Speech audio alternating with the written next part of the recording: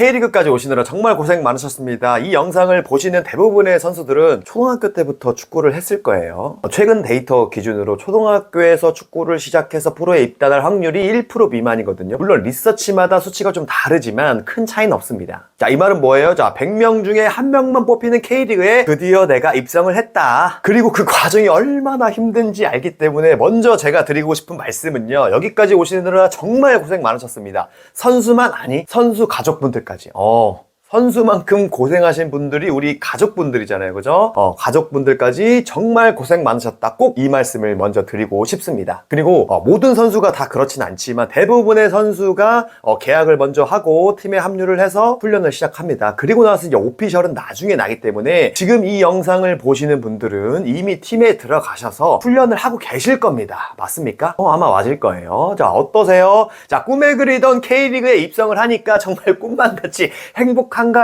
자, 물론 그러신 분들도 있을 거고요. 아닌 분들도 있을 겁니다. 자, 왜 그러냐면 팀 분위기 적응해야지, 코칭 스텝 적응해야지, 전술 적응해야지, 거기다가 템포는 왜 이렇게 빨라, 그 안에서 내가 해야 될 거 해야 돼. 그런데 그 와중에 신인 교육까지 들으라고? 와, 이거 쉽지 않네 라고 하실 수 있는데, 자, 오해하지 마십시오. 이 강의는요, 여러분들의 할 일을 더 늘리는 게 아니라 오히려 줄여줄 것이다. 자, 일을 줄이는 것을 넘어서 팀에 잘 적응하는 것, 그리고 그거를 넘어서 롱런 할 수 있는 방법에 대해서 알게 되실 겁니다. 자, 이쯤에서 아니 근데 너는 누군데 도대체 이런 말을 하는 거니? 라고 하실 수 있을 것 같아요. 제 소개는 최대한 간단하게 하겠습니다. 저는 2011년도에 광주FC에 입단을 하면서 K리그에 처음 들어왔습니다. 그리고 나서 2024년 2월에 은퇴를 했어요. 총 13년 동안 K리그 311경기 51골 23도움을 기록을 했습니다. 그럼 은퇴를 하고 나서는 뭘 하고 있나요? 이거는 좀 많은데요. 자, 일단은요, 습관 교육회사죠. 참바디라는 회사를 운영하고 있습니다. 아직은 작은 회사예요. 그리고 나서 또 뭘 하고 있냐? 대한축구협회 이사로 활동하고 있고 K리그 사회공헌재단 이사로도 활동을 하고 있습니다. 그리고 또 뭘 하냐? 우리나라에서 잡지 중에 최고 오래된 거, 이 베스트 11 칼럼도 쓰고 있어요. 최근에는 이제 출판사와 계약을 해서 책도 쓰고 있습니다. 자, 그리고 또 뭘 하냐? K리그 신인 선수들 아니면 골든에이지나 아니면 연령별 대표팀 선수들 아니면 그 지도자 연수에서 강연을 하고 있다. 그리고 또 뭐 하고 있어요? 맞아요. 호남도 유튜브 채널도 운영하고 있더라. 자, 이거 말고 몇 개 더 있는데요. 더하면 재수가 없으니까 제 소개는 여기까지만 하겠습니다. 근데 여기서 우리가 한번 살펴볼 게 이 수치 보면 어때요? 이 수치. 이거 K리그 들어오기 전에는 몰랐는데 들어와 보니까 형들이랑 몇 번 훈련하다 보니까 와, 저 기록이 쉬운 것만은 아니구나 하실 겁니다. 근데 반대로 저 정도는 나도 할 수 있겠다 하시는 분들도 있을 거예요. 네, 맞아요. 어려울 것 같으면서도 할 수 있을 것 같은데 라는 생각이 드실 겁니다. 오늘 제 목적이 뭐냐면요. 이 어려울 것 같은 데에서 할 수 있을 것 같은데 이게 오늘 제가 이 강의를 찍고 있는 목적입니다. 그리고 여러분들은 이렇게 될 수 있어요. 그 이상으로도 될 수도 있고. 자, 지금부터 그 방법에 대해서 말씀드려 볼게요. 먼저 이 할 수 있을 것 같은 데를 진짜 현실로 가져오려면 크게 두 가지가 있거든요. 수치화시킬 수 있는 정량적 요소와 수치화시키기 어려운 정성적 요소가 있습니다. 이 정량적 요소는 뭐냐면요, 쉽게 얘기해서 수치예요. 숫자, 출전 시간, 골, 도움, 파울, 기여도, GPS 데이터 어쩌고 하는 거 이런 것들 있잖아요. 이런 것들을 뭐라고 한다? 정량적 요소. 이게 왜 중요하냐면 프로는 이걸 기반으로 연봉 협상도 하고 계약 기간을 늘리거나 해요. 뭐예요? 즉 프로에서 숫자는 기준을 의미한다. 우리가 득점왕을 뭘로 정해요? 맞아요. 득점 수로 정하잖아요. 그죠? 도움왕은요, 도움수로 정하죠. 우승팀은요, 맞아요. 승점으로 정합니다. 이게 뭐예요? 맞아요. 우리가 너무나 잘 알고 있는 숫자로 표현할 수 있는 성과의 기준이다. 자, 이렇게만 보면은 이 수치화 시킬 수 있는 것, 이 정량적 요소만 채우면 될 것 같지만 사실은 전혀 그렇지 않습니다. 표면적으로 보이는 건 그렇게 보일 수 있는데, 하지만 이 수치를 완성시켜주는 건 눈에 보이지 않는, 수치화 시키기 어려운 이 정성적 요소가 있더라. 그럼 이 정성적 요소에는 어떤 것들이 있나요? 축구에 대한 태도, 열정, 몰입, 끈기 이런 것들이 있습니다. 자, 어때요? 자, 이 말 딱 들으면 생각나는 거 딱 있잖아. 또 뻔한 소리 하네. 알긴 아는데 뭔가 추상적이에요. 그죠? 그래서 이걸 지키기 더 힘든 거예요. 우리가 이 정량적 요소는요, 어릴 때부터 우리가 배웠거든. 득점하는 방법, 슈팅하는 거, 도움하는 거, 크로스하는 거, 이거 우리 맨날 배워가지고 이거 어떻게 하면 잘하는지, 이거 성장할 수 있는지 알아요. 그죠? 우리 맨날 밥 먹고 이것만 했잖아. 슈팅 정량적 요소 채우는 거, 우리가 이거 다 알아. 근데 이 정성적 요소는 너무 뻔해서 너무 또 추상적이라서 오히려 하기가 힘들어요. 추상적이라 배우기도 힘들어요. 이건. 이 말은 뭐냐면 하기 어려운 걸 하는 건 오히려 하는 것 자체만으로도 프로에서 강한 무기가 될 수 있다. 그죠?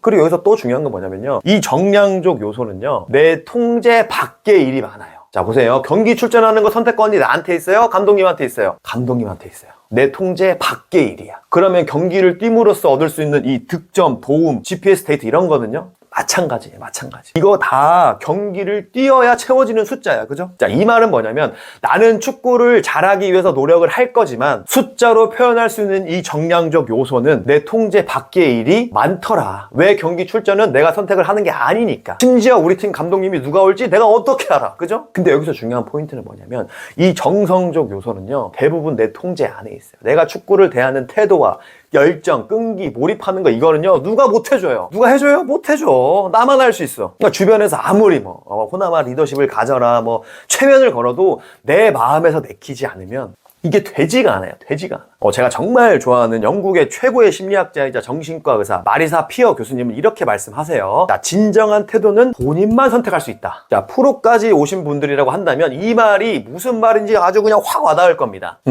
내가 이 경기만큼은 정말 모든 걸 다 쏟겠다 라고 하는 마음은 나 아니면 절대 못해요. 절대 못해. 누가 때려서 한다?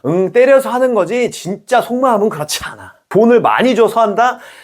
그러면 돈 줄어들면 내 태도도 같이 줄어들어. 그러니까 어떠한 조건 때문에 내 태도가 바뀌면 그 조건에 비례해서 내 태도가 바뀌어요. 그걸 내 진정한 태도라고 할 수 있어요? 아니, 없어. 그래서 이 진정한 태도는 나만 결정할 수 있다고 말하시는 거예요. 자, 정리하면 뭐예요?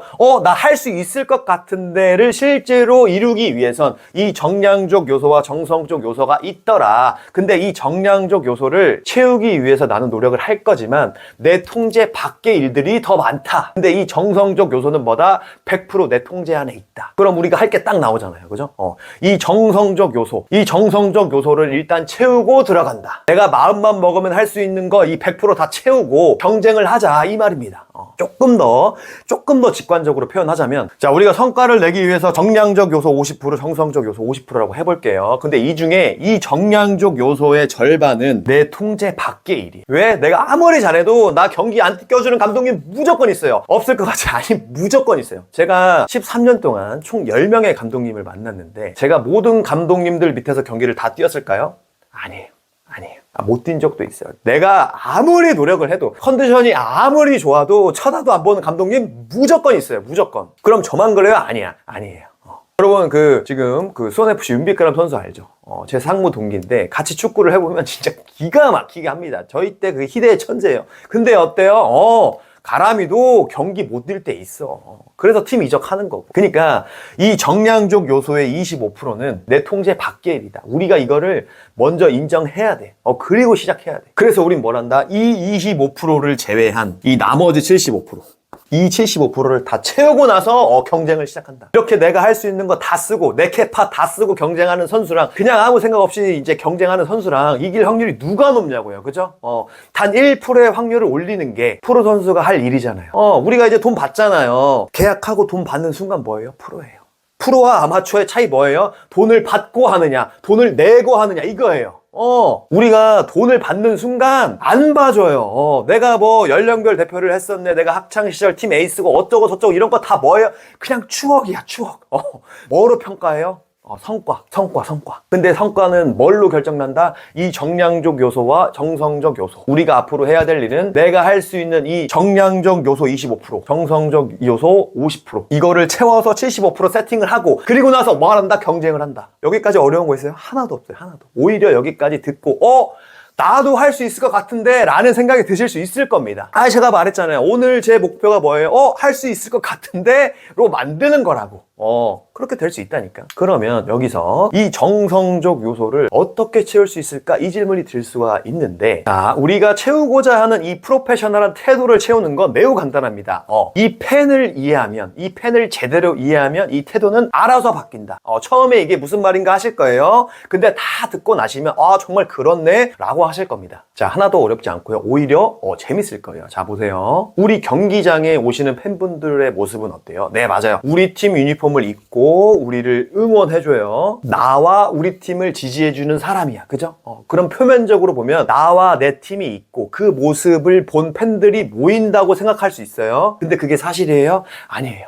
실제는 반대예요, 반대. 한국 축구를 사랑하시는 팬분들은 뭐냐면 시장이에요, 시장. 자, 이게 무슨 말인지 쉽게 한번 설명을 해볼게요. 제가 2020년 9월부터 24년 2월까지 감자탕집을 운영을 했습니다. 한 3년 6개월 정도 했어요. 장사 잘 됐습니다. 22년, 23년 연매출이 둘 다 7억이 넘었으니까 23년은 좀 더 올라갔고, 그럼 표면적으로 봤을 때, 겉으로 봤을 때 김오남 감자탕집이 있기 때문에 사람들이 이 감자탕집에 와서 소비를 하는 거야 라고 생각할 수 있어요. 자, 근데 어때요? 사실은 그게 아닌 거야. 자, 감자탕이라는 요리를 원하는 사람들이 있기 때문에 감자탕집을 할 수가 있는 거예요. 자, 다시 이거 되게 중요한 포인트입니다. 감자탕집이 있어서 사람들이 감자탕집에 오는 게 아니라 사람들이 감자탕을 원하니까 감자탕집이 생길 수 있는 거라고. 제가 쇼핑몰에서 매장을 운영했었는데 3년 6개월 동안 진짜 창업하고 나서 6개월 만에 문 닫는 매장 정말 많았어요.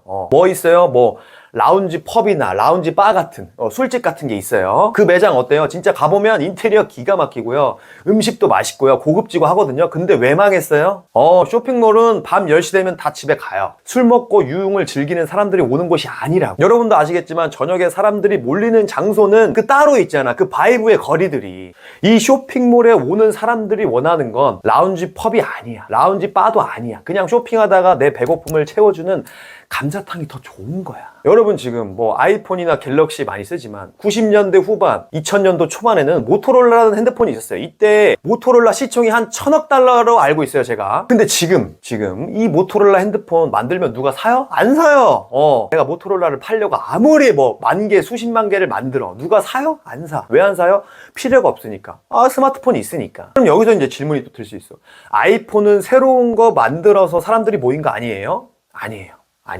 오히려 반대예요. 아이폰은 뭐냐면 기존에 있던 시장을 한 군데로 모은 거예요. 뭐가 있어요? mp3 시장, 핸드폰 시장, 동영상 시장, 사진 시장을, 기존에 사람들이 원하던 시장을 하나의 기계로 모은 거지, 사람들이 원하지도 않는데 그거를 만들어 놓은 게 아니라는 거예요.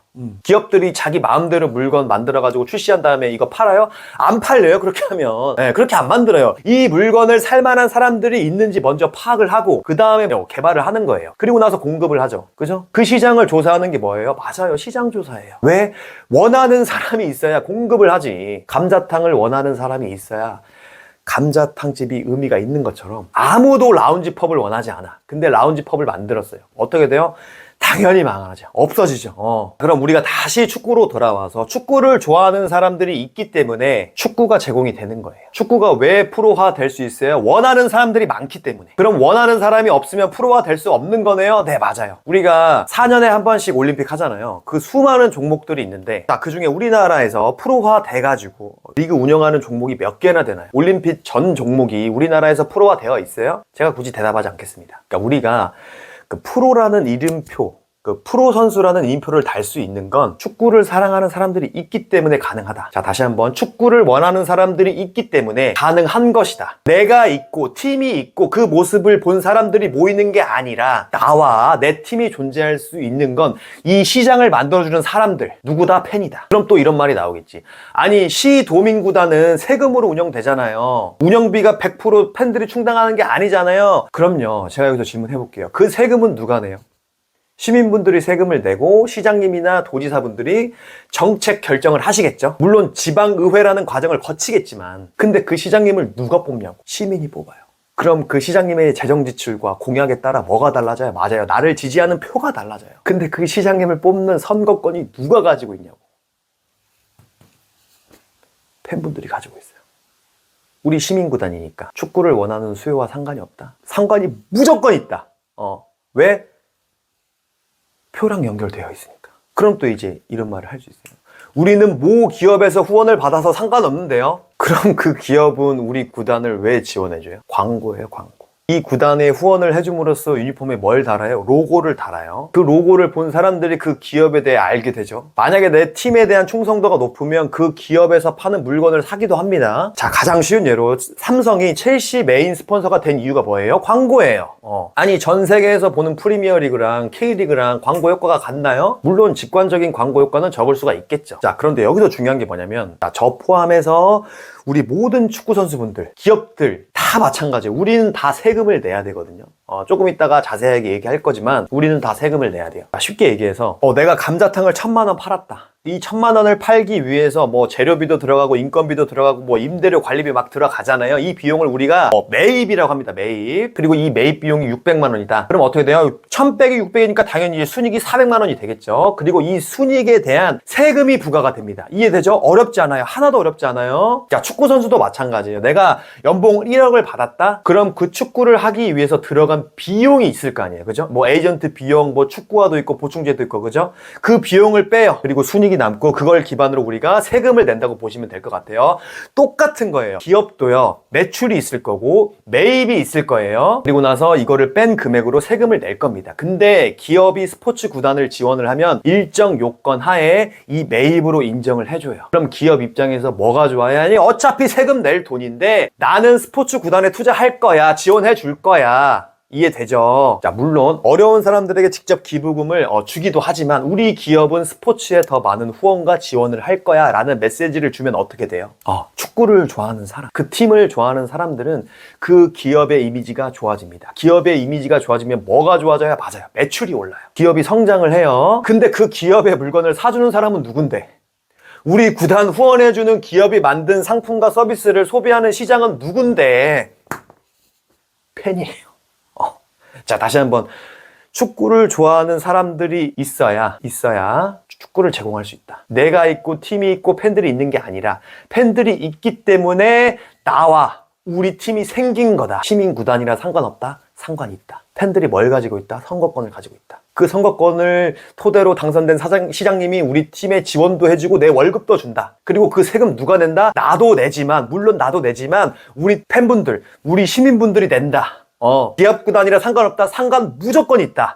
후원해주는 기업의 상품과 서비스를 누가 산다? 팬들이 산다. 기업의 매출을 올려주는 사람들이 없으면 기업도 없고, 기업이 없으면 우리 팀도 없다. 이해되셨죠? 자, 그리고 여기서 또 중요한 게 뭐냐면 이 팬들 중에서 내가 나온다. 자, 이게 무슨 말이냐면요, 나 축구 어떻게 시작했는지 한번 생각해 볼까요? 축구 좋아하는 팬에서 시작된 거예요. 아니, 저 말고 지금 이 영상을 보시는 모든 프로선수분들 다 뭘로 시작했어요? 축구가 좋아서 시작했다고. 근데 그 축구가 있는지 어떻게 알아요? 축구라는 종목이 있으니까 알죠. 근데 종목이 있으면 다 알아요? 아니에요. 매체에 나오니까 알 수 있어요. 그럼 그 매체에 왜 축구가 나와요? 사람들이 원하니까. 사람들이 원하지도 않는 거 TV가 보여줘요? 안 보여줘요. 원하는 사람들이 없는데 왜 보여줘? 우리 시청률 떨어지면 그 프로그램 폐지되잖아요. 그죠? 사람들이 원하기 때문에. 축구가 프로화 될 수 있었던 거고, 프로화 될 수 있으니까 TV에 나온 거고, TV에 나오니까 나도 축구를 아는 거고, 그래서 나는 축구가 좋아진 거고, 그래서 시작한 거고. 이 팬은 뭐냐면요, 그냥 축구예요, 축구. 우리의 과거와 현재, 미래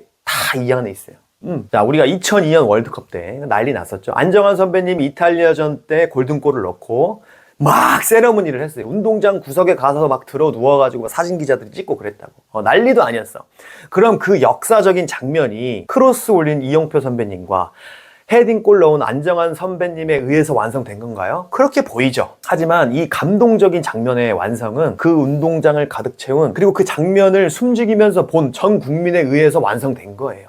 만약에 이 장면에서 관중들이 없어, 그리고 이 장면을 뭐 TV로 중계도 안 해, 사람들이 다 몰라, 뭐 안정환 이런 거 몰라, 사람도 몰라, 월드컵 다 몰라, 아무 관심이 없어, 그럼 우리가 느꼈던 그 감동이 완성이 돼요? 아니, 무슨 감동이야. 그냥 운동장에 있는 사람들만 알고 끝내는 뭐 체육대회지, 동네에. 그죠? 우리가 이제 프로 선수잖아요. 프로 스포츠의 완성은 선수만 가지고 절대 완성이 안 돼요. 그걸 보고 원하는 팬분들이 있어야 비로소 완성이 돼요. 나답게, 나를 프로 선수답게 만들어주는 사람들이 누구다? 팬분들이다. 지금까지 제가 한 이야기는요, 뭐예요? 그냥 팩트예요. 뭐 프로 선수 됐으니까 팬 서비스 해라, 뭐 어쩌고저쩌고 이런 당위적인 개념이 아니라 그냥 객관적인 팩트라고. 팩트. 그냥 사실이에요, 사실. 내가 이러한 사실을 내가 모르면 몰랐지, 이걸 내가 알았다? 그럼 이 태도는요, 알아서 바뀌어요, 알아서. 내가 강력한 집념으로 막 팬을 사랑해야지, 태도를 좋게 해야지. 이거는 뭐냐면 마치 제가 여러분들에게 배불러지세요. 배고파지세요. 물이 먹고 싶어져라. 라고 하는 거랑 똑같아요. 여러분 어때요? 제 말 듣고 배불러요? 배고파요? 막 목 말라요? 아닐 거예요. 아닐 거예요. 진심으로 느껴야 돼, 진심으로. 이 사람들이 축구라는 종목을 유지시켜주는 사람들이구나. 이 사람들이 없으면 축구도 없고 다 없구나. 프로 선수 김호남은 이 사람들로 인해서 완성되는구나. 이거를 진심으로 느끼면요, 이분들에 대한 태도 그냥 알아서 바뀌어요. 알아서. 그래서 이 팬을 제대로 이해하면 우리가 원하는 궁극의 목적, 이 태도가 알아서 바뀔 수 있다.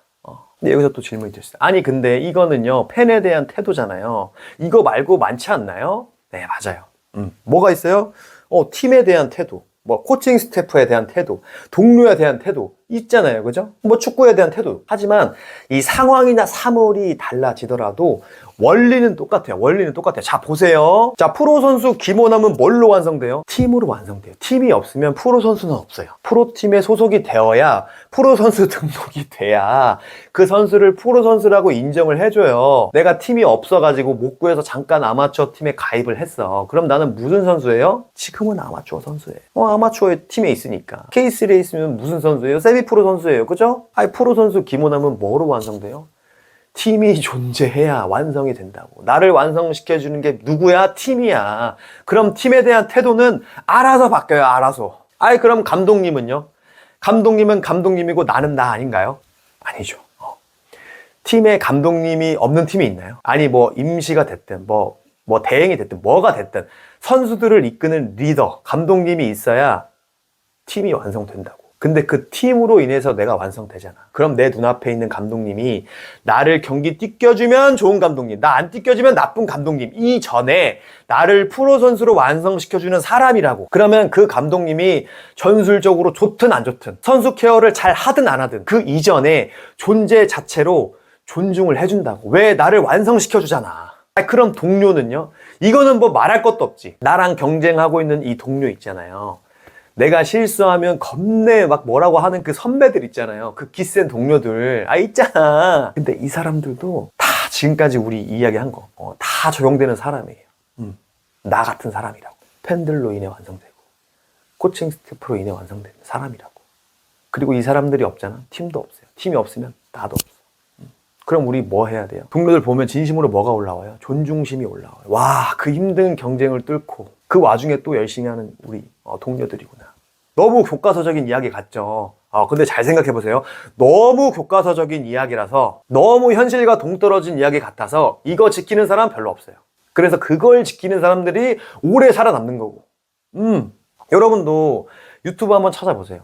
저랑은 정말 그 비교도 안 되는 축구적 성과를 내시는 분들이 축구에 대해서 뭐가 제일 중요하다고 생각하네요. 이거 물어보잖아요. 다 뭐라 그래요?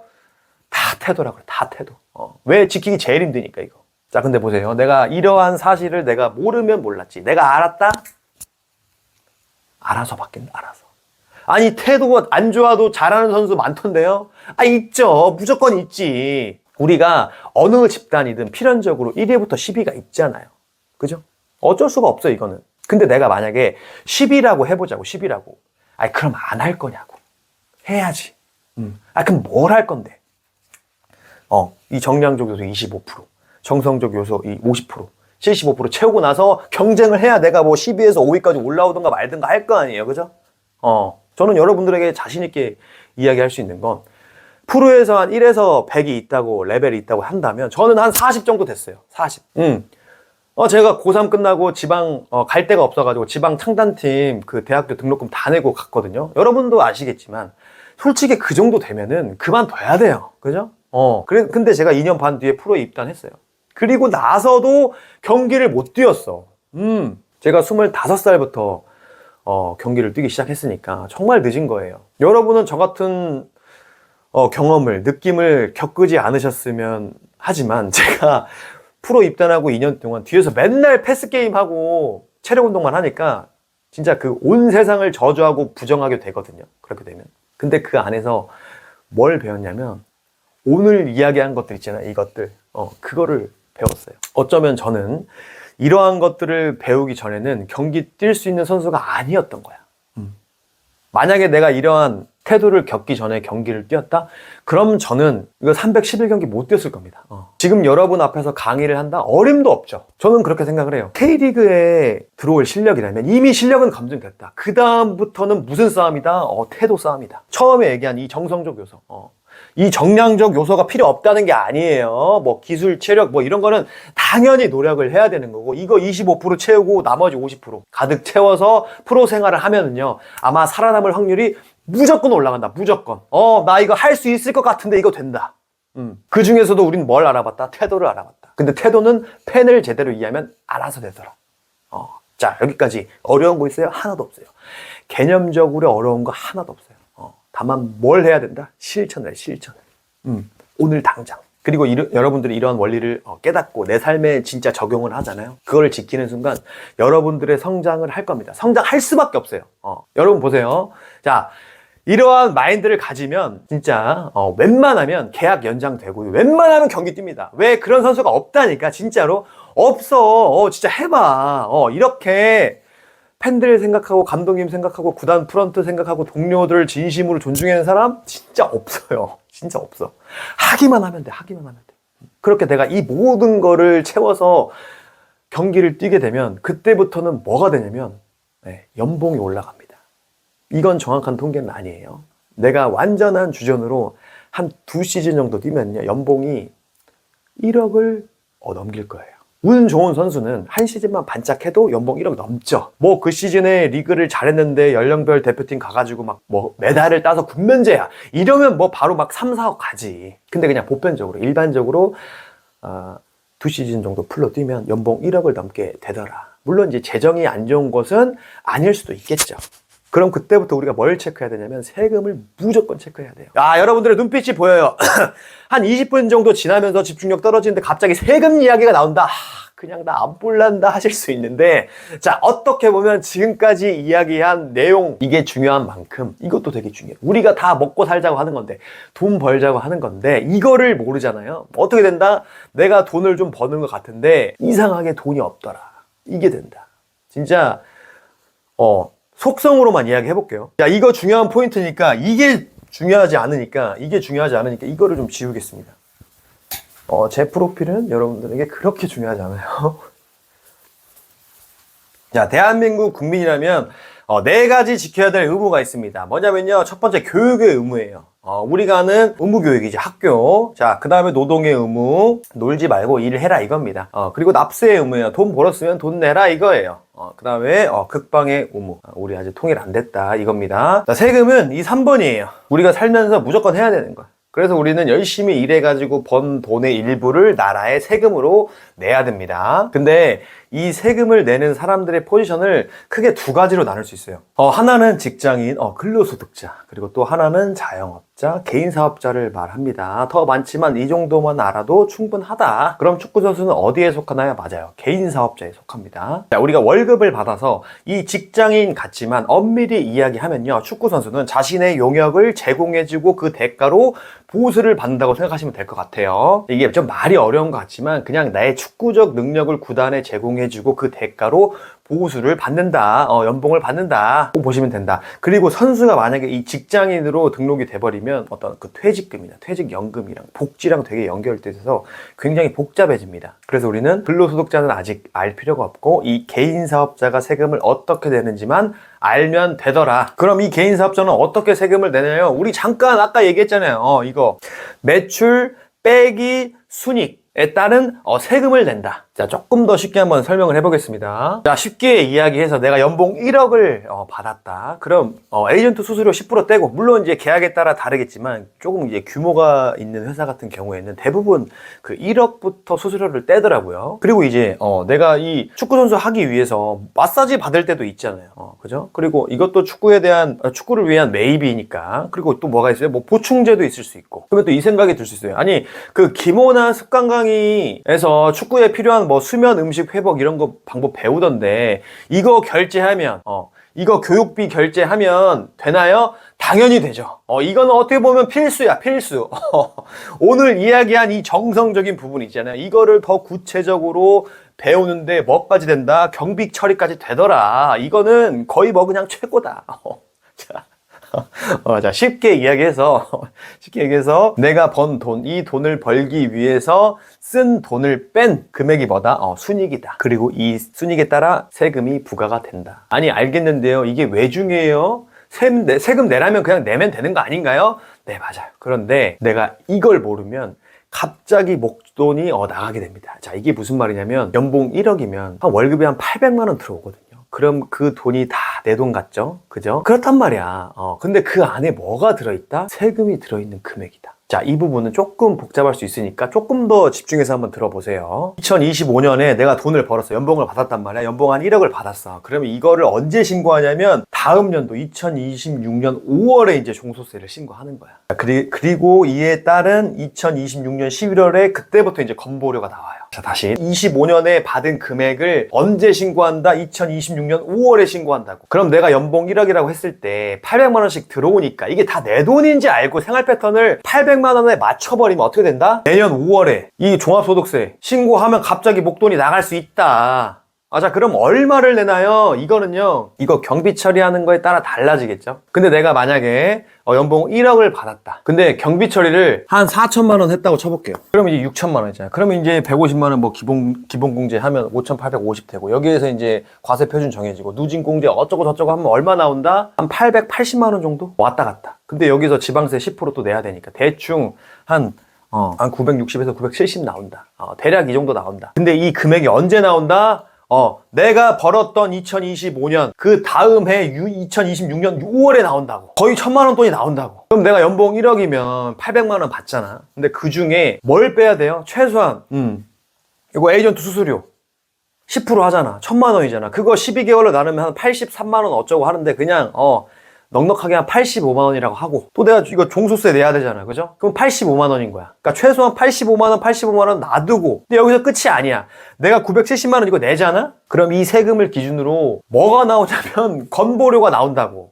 또 짜증나려고 하죠? 하지만 좀 짜증나더라도 이거 모르면 나중에 더 짜증나거든요. 그러니까 좀 한번 보세요. 건보료는 뭐냐면요, 건강보험료. 한 번쯤은 들어보셨을 겁니다. 자, 우리가 병원에 가면은 돈을 내죠. 진료비 영수증 보면은 뭐 본인 부담금, 뭐 건강보험 공당 이렇게 써져 있어요. 예를 들어서 진료비가 10만 원 나왔어요. 근데 병원에서는 3만 원만 내세요 라고 한단 말이야. 그럼 그 7만 원은 어디서 냈을까요? 누가 냈을까요? 바로 국민건강보험공단에서 냈더라. 그 돈은 어디서 나와요? 우리가 매달 내고 있는 건강보험료에서 나오는 거고. 그러니까 한마디로 병원비는 내 돈 플러스 나라가 대신 내주는 돈. 이렇게 두 가지 합쳐진 구조라고 보시면 돼요. 대신 내주는 돈, 내가 낸 건데. 아무튼 그렇다. 그런데 건강보험료는 이 소득에 따라서 달라집니다. 내가 많이 벌면 더 많이 내야 되고요. 적게 벌면 적게 내는 구조예요. 이거를 뭐라고 하냐면 공적 보험이라고 합니다. 같이 부담하고 같이 보호받는 시스템이다. 또 짜증나려고 하죠. 하지만 그렇게 복잡하진 않다. 자, 다시 정리. 2025년에 돈을 벌었다. 그 돈을 2026년 5월에 신고를 하고, 그 신고된 금액에 따라서 2026년 11월에 건강보험료가 나오기 시작한다. 그러면 이거 970만 원 정도 이거 신고를 하면 얼마 정도 나와요? 한 달에 한 25에서 30 정도는 나올 것이다. 건보료는 정확히 얘기하면 세금은 아니에요. 이건 준조세라고 하는데, 아무튼 내가 연봉을 1억을 받더라도, 월 800만 원을 받더라도 그 돈 다 내 돈이다? 내 돈 아니다. 진짜 최소한 월 에이전트 수수료 있잖아요. 85만 원. 그리고 뭐 종소세 얼마 나올지 모르지만 85만 원. 그리고 건보료 상승분 미리 대비해서 한 30만 원? 이 돈이 여기 다 녹아져 있다. 그래서 내가 연봉 1억을 넘더라도 나가서 살아야지 해가지고 막 오피스텔 계약하고 차 하나 뽑아야지 해가지고 목돈 없으니까 리스로 사야지 해서 한 달에 한 번 호캉스는 또 가야지 해가지고 하면 된다? 해도 된다. 말리진 않겠다. 하지만 세금과 건보료를 계산하고 설계를 하자. 제가 하나만 더 팁을 드리자면, 군대 가면 수입이 확 줄어들거든요. 그래서 군대까지 고려해서 설계를 했으면 한다. 이거 국방위 의무 해야 되잖아, 우리. 제가 왜 이런 구체적인 저축에 대한 플랜과 저축한 돈을 또 어떠한 방향으로 투자하면 좋은지 말씀을 안 드리는 이유가 뭐냐면 추구하는 라이프 스타일이 다르잖아요. 그죠? 그렇기 때문에 제가 하는 게 무조건 정답이다 라고 할 수는 없는 거야. 자, 그 전에 축구 선수가 돈을 어떻게 받고 세금을 어떤 구조로 내는지 설명을 드리고 나서 여러분들이 선택하는 것이 더 좋을 것이다. 저는 여기까지만 얘기하겠습니다. 만약에 더 뭐 좀 자세한 내용이 알고 싶다 하시는 분들은 호남도 유튜브 채널에 이거와 관련된 내용들이 좀 자세하게 나와 있거든요. 자, 그거를 참고하시면 되겠습니다. 자, 다시 한번 말씀드리지만 이 연봉을 받기 위해서는 이 정량적 요소와 정성적 요소가 결합이 되었을 때 이루어지는 것이지 그냥 이루어지는 거 단 1도 없다. 단 1도 없다. 내가 다른 걸 몰라도 이 강의를 듣고 이 강의를 들으신 분들은 스스로 선택할 수 있는 이 75%를 풀로 채우고 경쟁을 한다는 마인드로 프로 생활을 시작하시면요. 아마 저와는 비교도 안 될 정도의 성과를 내실 거라고 저는 확신합니다. 자, 다시 한번 K리그 입성하시느라 정말 고생 많으셨고요. 그리고 이제 여름에 합류하다 보니까 되게 또 빨리 적응을 해야 되잖아요. 근데 또 빨리 적응하려다 보면 또 부상이 올 수 있거든요. 그러니까 급한 마음 차분히 가라앉히고 천천히 한 발 한 발 적응하신다 생각하시면 오히려 더 빠르게 적응하실 수 있을 겁니다. 자, 드디어 시작된 여러분들의 K리그를요, 진심으로 응원하겠습니다. 감사합니다.